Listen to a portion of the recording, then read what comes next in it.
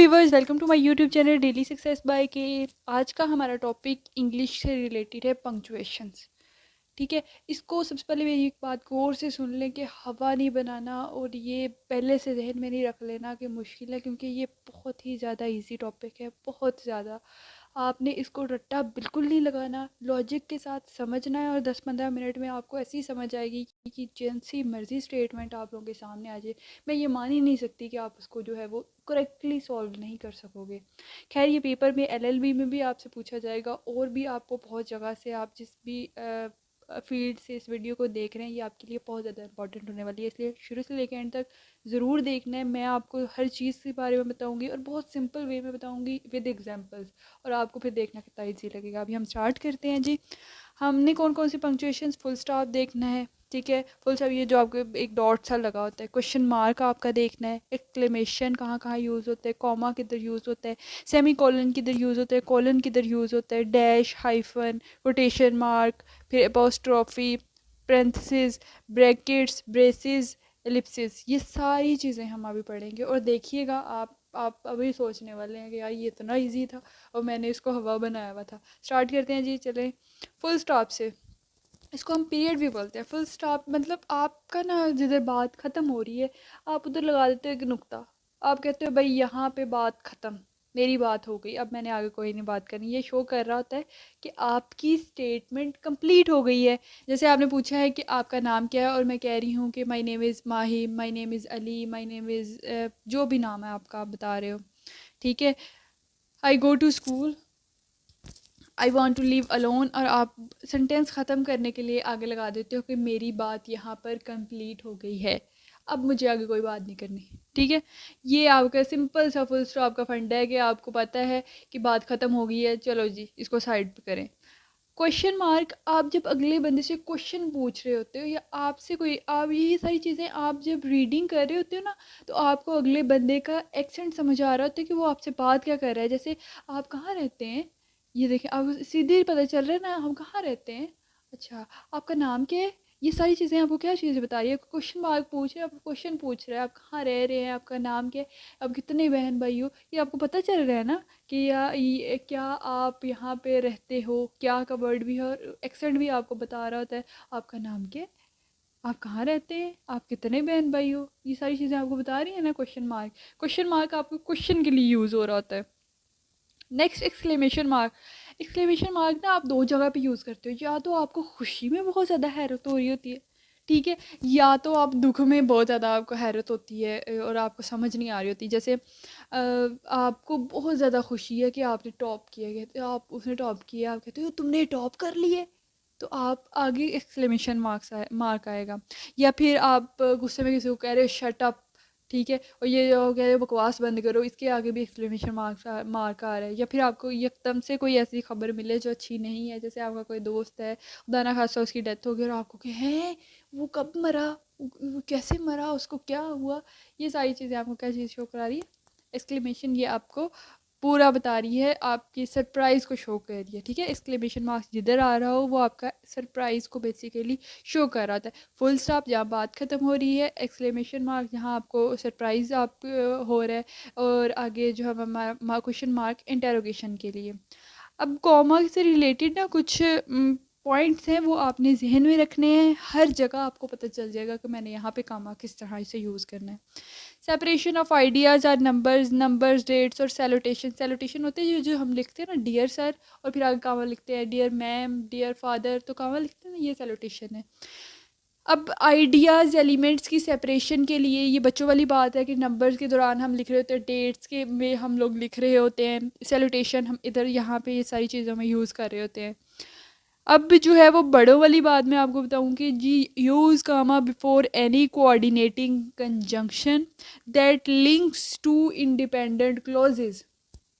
भाई ये क्लॉजेज क्या होती है, अभी अभी आ रहा होगा ना, कोई मुश्किल बात नहीं है। क्लॉजेज होती है कि आपका वर्ब और सब्जेक्ट मिलके आपके पास ग्रुप ऑफ वर्ड्स जो है वो क्लॉज बना देता है। क्लॉज दो तरह की होती है, या तो आपके पास इंडिपेंडेंट होती है या तो आपके पास डिपेंडेंट होती है। डिपेंडेंट कौन सी होती है, जो ग्रुप ऑफ वर्ड्स आने वाले वर्ड्स के ऊपर डिपेंड कर रहे हो, यानी अपना पूरा मीनिंग नहीं दे रहे, सिंपल अपना पूरा मीनिंग नहीं। जैसे I went to running and then अपना पूरा नहीं दे रहे, हमें क्या पता आगे क्या हुआ है भाई। तो फिर उसके बाद जो अपना पूरा मीनिंग देते हो, जैसे आई वेंट टू ज़ू, ठीक है, हमें पता चल गया ज़ू गए। ये इंडिपेंडेंट और डिपेंडेंट क्लॉज क्या है, आपके पास सब सब्जेक्ट और वर्ब आपके पास मिल के आपकी एक क्लास बना रहे हैं। और कोऑर्डिनेटिंग कंजंक्शन क्या होते हैं, जो दो सेंटेंस को मिला रहे होते हैं। जैसे हम कहीं बात करते करते एंड का यूज़ कर लेते हैं, देन का यूज़ कर लेते हैं, येट का यूज़ कर लेते हैं, अंटिल का यूज़ कर लेते हैं। ये सारे आपके पास क्या है, ये जो है वो कोऑर्डिनेटिंग कंजंक्शन है आपके पास, ठीक है। अब आप कहाँ देखो, अब आपके पास दो इंडिपेंडेंट क्लॉजेस हैं। पहली क्लॉज भी आपके पास पूरा मीनिंग दे रही है, दूसरी क्लास भी आपके पास पूरा मीनिंग दे रही है, और उनके सेंटर में सबऑर्डिनेट ये जो कोऑर्डिनेटिंग कंजंक्शन यूज़ हो रहा है, जो दो सेंटेंस को मिलाता है। तो आपने क्या करना है, आपने जो coordinating conjunction and then but yet until जो भी यूज़ हो रहा है, आपने उससे पहले उठा के कामा लगा देना है। ये भी इंडिपेंडेंट क्लास है। ये भी जैसे एग्जांपल में मैं आपको बता रही हूँ, we went to the movie, देखो पूरा सेंटेंस है, इंडिपेंडेंट सेंटेंस है। And then we went to the zoo, अगर हम we went to the movie को पकड़ के देखें तो ये भी पूरा मीनिंग दे रही है। Then we went to the zoo, ये भी पूरा मीनिंग दे रही है। ये दोनों क्या हो गई, इंडिपेंडेंट क्लॉजेस हो गई है ना, ठीक है। और इनके दरमियान सबऑर्डिनेटिंग कंजंक्शन है, हमने जी उठा के ये कोऑर्डिनेटिंग कंजंक्शन के आगे हमने लगा दिया कॉमा, ठीक है। We went to the movie comma and then we went to the zoo, ये आपके पास पूरा सेंटेंस बना है, ठीक है। Use comma after the dependent clause that starts the sentence. अब हमारे पास एक कंडीशन तो भाई ये आ गई कि हमारे पास दो आ रही हैं इंडिपेंडेंट क्लासेस, और एक कंडीशन हमारे पास आ गई है कि पहले हमारे पास आने वाली क्लास जो है वो डिपेंडेंट है, यानी वो पूरा मीनिंग नहीं दे रही। अब हम क्या करेंगे, उस डिपेंडेंट क्लास के बाद जो है वो कामा लगाएंगे। एग्जाम्पल देख लेते हैं, व्हेन आई वेंट रनिंग, जब मैं दौड़ने गया, क्या मतलब, हमें क्या पता आगे क्या बात है, ये डिपेंडेंट क्लास है ना, तो आगे हमने कॉमा लगा दिया, कॉमा आई सा अ स्नेक। ये पंक्चुएशन होती हैं, इस तरह से आपने इसको यूज़ करना है। दो रूल्स हैं इंडिपेंडेंट क्लासेस के लिहाज से और डिपेंडेंट क्लासेस, ये दो रूल्स को आप जहन में बिठा लो, लॉजिक समझो, जहन में बिठा लिया, बस जी हमें समझ आ गई कि दुनिया का कोई सेंटेंस आ जाए हम इजीली पंक्चुएट कर सकते हैं, राइट। अब हम आगे मूव करते हैं सेमी कॉलन की तरफ। सेमी कॉलन क्या होता है, एक ऊपर डॉट लगा होता है और नीचे कामा लगा होता है, ये सेमी कॉलन होता है। हम क्या करते हैं, दो इंडिपेंडेंट क्लॉजेज हम पढ़ चुके हैं, इंडिपेंडेंट क्लॉजेज कौन सी होती हैं, इनको जोड़ने के लिए बेसिकली ये यूज़ होता है। Some students write with the word processors, other write with the pen or pencil, यहाँ पे और दूसरा वाला आएगा O R. Some student write with the word processor, other write with the pen or pencil. यहाँ पे देखो ये हमने ये अच्छा, अब आप लोगों के ध्यान में सवाल आया है कि भाई पीछे कॉमन कामा जो है वो भी हम तब भी यूज़ कर रहे हैं जब दो इंडिपेंडेंट क्लासेस आ रही हैं, तो सेमी कॉलन भी हम उधर ही यूज़ करें, हमें कैसे पता चलेगा कॉमन कामा लगाना है हमने या सेमी कॉलन। बहुत ईजी वे है। उधर हमारे दो इंडिपेंडेंट क्लासेस के दरमियान कॉमा वो इस कोऑर्डिनेटिंग कंजंक्शन यूज़ हो रहा था, एंड बट अनटिल टिल, ठीक है, हमारे वो यूज़ हो रहे थे। लेकिन यहाँ पे वैसा कोई सीन नहीं है, ठीक है।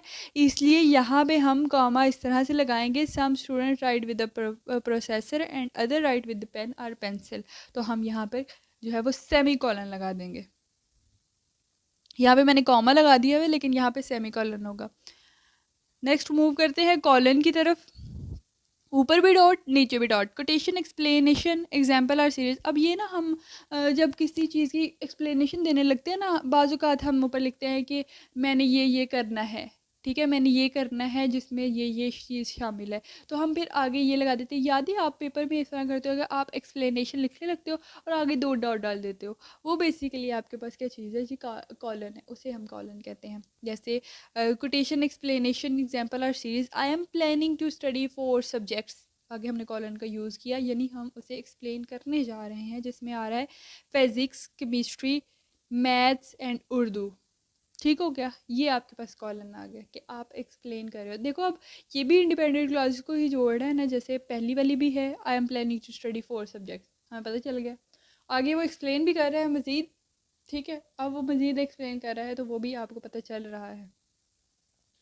आगे आ रहे हैं आपके पास डैश एंड हाइफन। अब ये देखो डैश और हाइफन का क्या सीन है, डैश आपके पास थोड़ी सी बड़ी डंडी होती है और हाइफन थोड़ा छोटा होता है। बहुत इजी वे में ये सीन है कि डैश जो है वो आपको रेंज बता रहा होता है। जैसे आप कहते हो कि 16 से 18 साल के बच्चे जो हैं वो अलोन है, ठीक है, या फिर 2020 से 2024 में मेरी डिग्री जो है वो कंप्लीट हो जाएगी, 2024 से 28 तक हमारी डिग्री कंप्लीट हो जाएगी। ये रेंज में जो है वो हम डैश को यूज़ कर रहे होते हैं। हाइफन हम दो वर्ड्स, ऐसे होता है कि वर्ड्स होते हैं ना दो, वो मिलके आपको एक बड़ा सेंटेंस दे देते हैं, या दो वर्ड्स आपस में मिलके आपको एक सेंटेंस और एक प्रॉपर मीनिंग वर्ड दे देते हैं, राइट। जैसे इको फ्रेंडली, बुक लविंग, हम ना ये हाइफन का ज़्यादातर यूज़ आपको इजीली इस तरह से याद रहेगा कि हम यूज़ करते हैं ना, daughter in law, son in law, brother in law, ये सारी चीज़ें जो है ना, इसमें जो हम हाइफन यूज़ कर रहे हैं ना, ये डंडा सा छोटा, इसको हाइफन बोलते हैं। ठीक हो गया, डैश एंड हाइफन भी क्लियर हो गया। नेक्स्ट मूव करते हैं जी कोटेशन की तरफ। कोटेशन मार्क, अब हम जब कोटेशन, इसका ये जो मैंने लिखा है ना रिपीटेड वर्ड फॉर वर्ड, इसका मतलब होता है कि जैसा किसी ने कहा हमने वैसा ही उठाकर उसको लिख दिया, ठीक है। अब इसकी ना दो कंडीशंस है, एक्सेप्शंस आ जाती हैं, उसको आपने गौर से समझना है, ध्यान से समझना है, फिर भी नहीं समझ आए तो कमेंट सेक्शन में आप लोग पूछ सकते हैं, ठीक है। ये देखो मेरी बात सुनो, she said will you marry me, उसने पूछा क्या तुम मुझसे शादी करोगी। आगे क्वेश्चन मार्क आ गया है, ये क्वेश्चन मार्क जो है वो हमारा क्वेश्चन कोटेशन मार्क के अंदर ही आया है। लेकिन बाज़ औक़ात ये होता है कि कोटेशन ऐसे करके लिख दी जाती है और क्वेश्चन मार्क को हम बाहर पुट करते हैं, क्वेश्चन मार्क, एक्सक्लेमेशन मार्क या जो भी। ऐसा कब होता है, ये हमारा एक्सप्लेनेशन में आ जाता है। जैसे स्टडी मतलब डेली सक्सेस, जैसे इसका मतलब अगर पूरे से ये सवाल पूछा गया हो ना, अगर आप पूरे सेंटेंस से एक सवाल पूछा गया हो तो क्वेश्चन मार्क आप बाहर लगाएंगे। जैसे do you agree with the saying all is fair in love and war, क्या तुम ये एग्री करते हो कि सारा कुछ जंग और प्यार में सब जायज़ है, ठीक है। ये आपसे पूरा क्वेश्चन पूछा गया है ना, तो आपने क्वेश्चन मार्क को उठा के बाहर कर दिया और ये जो all is fair in love and वार उसको आपने कोटेशन मार्क के अंदर रख दिया, ठीक हो गया। ये आपके पास एक्सेप्शन थी, इसको आपने ज़रूर जहन में रखना है। एपोस्ट्रॉफी, पोस्ट्रॉफी ऊपर ये जो आपको नज़र आ रहा है, पोस्ट्रॉफी का ये साइन होता है। पोजेसिव केस होता है, इसका एक कॉन्ट्रैक्ट केस होता है। पोजेसिव केस क्या होता है कि बाज़ औक़ात हम किसी चीज़ को किसी की पोजेशन, मलकियत देने के लिए यूज़ करते हैं। जैसे ये ना जॉन की है तो आप कहोगे इट्स जॉन, ये ना मेरी है, इट्स माइन, ठीक है, इट्स योर्स, ठीक है। ये चीज़ें ये जो हम यूज़ कर रहे हैं ना, डंडा छोटा सा, ये पोस्ट्रॉफी का साइन होता है। कॉन्ट्रैक्ट केस, जिस तरह हम बोल रहे होते हैं कि आई एम, तो आप एक छोटा सा डंडा लिखाओ और थोड़ा अपना शो करने के लिए आप आई एम लिख देते हो, ठीक है। ये पोस्ट्रॉफी है। बाकी अगली ये चीज़ें हैं ये आप लोगों को वैसे ही पता है, आपने जहन में रखनी है। पेरेंथेसिस का जो है वो ये इसको इस तरह से शो करते हैं, ब्रैकेट को इस तरह से शो करते हैं, ब्रेसेस को इस तरह से। एलिप्सिस का मतलब होता है कि कोई बात हम कर रहे होते हैं, वो टू बी कंटिन्यू आ जाते हैं ना, तो ये वो है। यहाँ पे हमारा जो है वो कंप्लीट हो गया। इसकी जितनी हो सके आप लोग प्रैक्टिस करें, और बस ये जो मैंने रूल्स बताए हैं ना, जिस तरह से आपने वो जहन में रखने हैं। जितने मर्जी सेंटेंस आ जाए, मुझे यकीन है आप लोग आसानी से कर लोगे, और इस वीडियो से आपको बहुत फ़ायदा हुआ होगा, सारी चीज़ें क्लियर हो गई होंगी। मैं इसका जो नोट्स की डिस्क्रिप्शन बॉक्स में दे रही हूँ, आप वहाँ पर जाके भी इसको PDF फॉर्म में पढ़ सकते हैं। और अभी आप मुझे इजाज़त दें, अपना बहुत सा ख्याल रखें। अल्लाह।